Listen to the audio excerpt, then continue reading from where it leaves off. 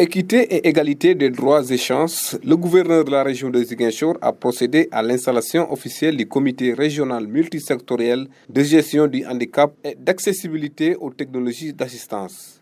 Nous nous sommes réunis aujourd'hui afin de procéder à l'installation du comité régional de gestion du handicap au niveau de Ziguinchor. C'est un comité d'ailleurs qui a existé depuis 2013, mais il a fallu en faire une mise à niveau, tenant compte de plusieurs facteurs, notamment le nouveau référentiel, l'agenda national de transformation, à l'horizon 2050, avec une nouvelle dimension, avec de nouvelles visions.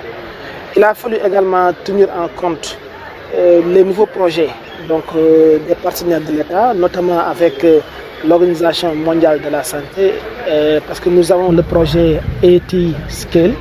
Il a fallu donc prendre en compte également cette dimension et surtout intégrer plus la dimension de multisectorialité de la gestion du handicap. C'est ce qui fait qu'on a installé aujourd'hui le comité régional multisectoriel de gestion du handicap. Une occasion pour que le directeur de la promotion de la protection des personnes handicapées au ministère de la Santé et de l'Action sociale d'exposer la situation des personnes handicapées au Sénégal et fixer aussi des objectifs. Aujourd'hui, nous sommes dans la région de Ziguinchor pour l'installation du comité régional multisectoriel de gestion du handicap et d'accessibilité aux technologies d'assistance. Donc, troisième comité dans la série des comités que le niveau central est en train d'installer. Parce que nous comptons installer ces comités dans les 14 régions du Sénégal. Et comme vous le savez, l'État du Sénégal met en œuvre la loi d'orientation sociale 2010-15 relative aux droits des personnes handicapées.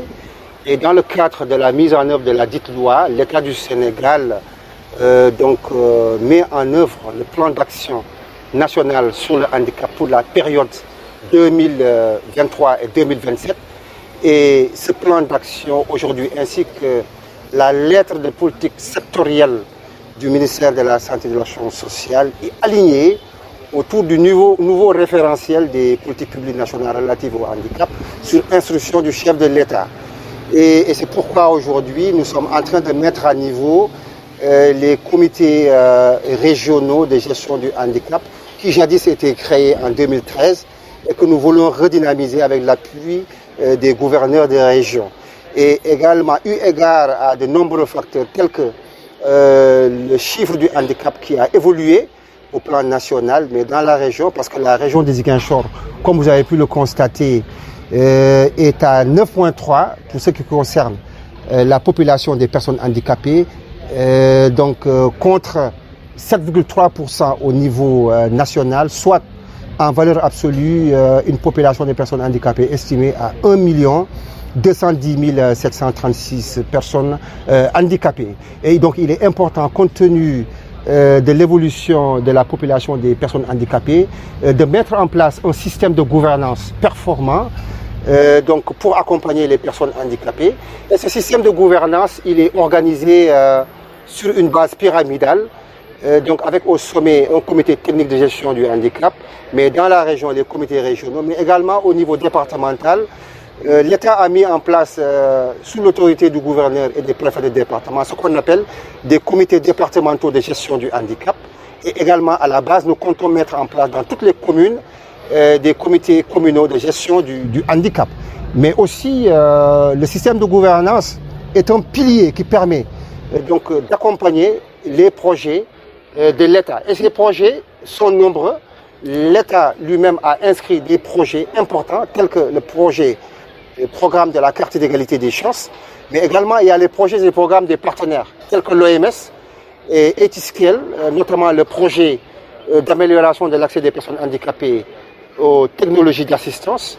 Et tout à l'heure, le directeur du CNAO va revenir sur cet important projet qui va accompagner les personnes handicapées dans le domaine de l'appareillage et qui va injecter des ressources importantes dans le domaine de l'appareillage et des technologies d'assistance. Je voudrais terminer par la carte d'égalité des chances qui est le programme phare d'inclusion du handicap au Sénégal. Et cette carte d'égalité des chances est instituée par la loi est réglementé par un décret. Et aujourd'hui, l'État du Sénégal a produit 98 126 cartes d'égalité des chances articulées à des programmes de filets sociaux tels que les bourses de sécurité familiale, la couverture maladie universelle et le système de transport. Et donc aujourd'hui, on est là dans la région pour partager les orientations relatives à la gestion du handicap, mais également partager les informations pertinentes relatives à ce nouveau projet de l'OMS sur l'appareillage et Etiscale, donc sous l'autorité du gouverneur de région. Et dans quelques heures, nous allons procéder également à l'installation officielle de ce comité. Installer un bureau, c'est beau, mais un bureau qui répond aux besoins des populations, c'est meilleur. Nous sommes là aujourd'hui pour partager vraiment le plus important, c'est le projet Etiscale, qui est un projet qui vise à améliorer la prise en charge du handicap, aussi bien au niveau central qu'au niveau périphérique. Nous sommes là en équipe complète puisque le ministère de la Santé et de l'Action sociale, à travers la Direction générale de l'Action sociale et la Direction des établissements publics de santé, a pris en compte toutes les composantes, c'est-à-dire aussi bien communautaires, politiques que le volet curatif pour arriver à répondre aux besoins, disons, des populations en situation de handicap.